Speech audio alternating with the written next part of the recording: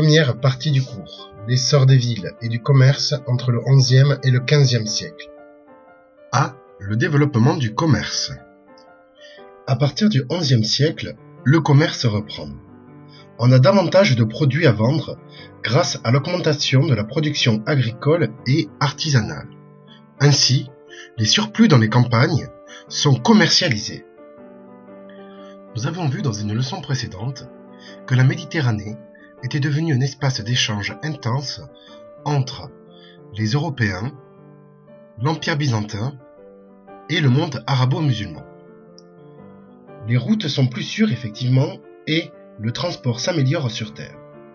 Collier d'épaule pour les chevaux par exemple, et sur mer, gouvernail des tambours ou boussole. Dès le XIIIe siècle, on crée des monnaies en or et en argent qui favorisent les échanges. Les grands marchands qui font du commerce lointain s'échangent leurs produits dans des foires, qui se tiennent à date régulière sur les grandes routes du commerce.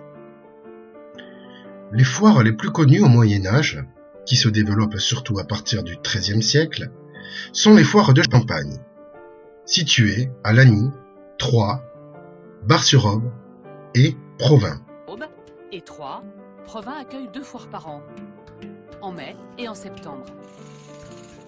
Chacune dure 3 semaines. La première semaine est vouée à la montre, c'est-à-dire l'exposition de la marchandise. La deuxième aux négociations. Et la troisième semaine à la sortie de la foire, à savoir le paiement et l'envoi des marchandises. Cette intense activité commerciale vient modifier le visage des villes. Les échanges entre les habitants des villes et des campagnes se font sur les places du marché des villes. En Europe occidentale, les 2 principales régions de commerce sont le nord de l'Italie avec des villes comme Venise, Florence, Gênes ou encore Milan, mais également les Flandres avec des villes comme Bruges ou Gand. La croissance des villes, 11e, 13e siècle.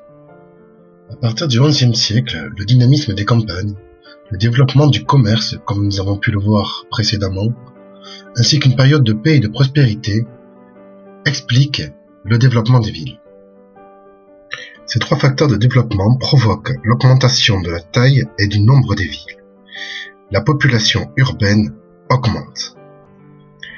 Venues des campagnes, ces personnes se regroupent dans des lieux favorables à la circulation, croisement de routes, ports ou encore en pente sur un fleuve.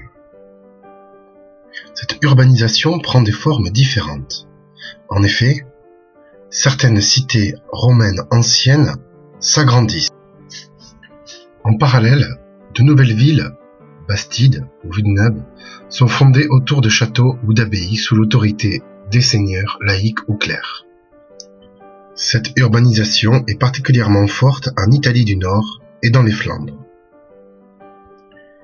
L'urbanisation est à son comble au XIIIe siècle, un XIVe siècle marqué par des guerres et des épidémies.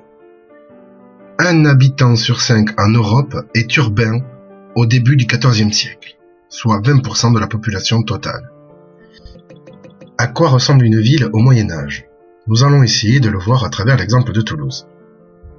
Une ville est entourée de remparts pour se protéger, mais aussi pour marquer la différence entre l'espace rural et urbain. La ville est enfermée et il est nécessaire d'y entrer par des portes bien défendues. Elles sont souvent des lieux de péage des ton-lieux, taxes sur les marchandises. Souvent, les villes se développent en dehors des murs. Ces quartiers sont alors appelés faubourgs. Nous pouvons ici voir l'exemple du faubourg de Saint-Cyprien. À l'intérieur de la vie des habitants s'organise autour des églises paroissiales et des places du marché. À partir du XIIe siècle, d'autres édifices religieux, beaucoup plus grands, imposants, les cathédrales, sont créés dans un style nouveau. Pour conclure, le commerce florissant, le dynamisme des campagnes sont à l'origine de cet essor des villes. Ce mouvement de renouveau urbain est particulièrement important entre le XIe et XIIIe siècle.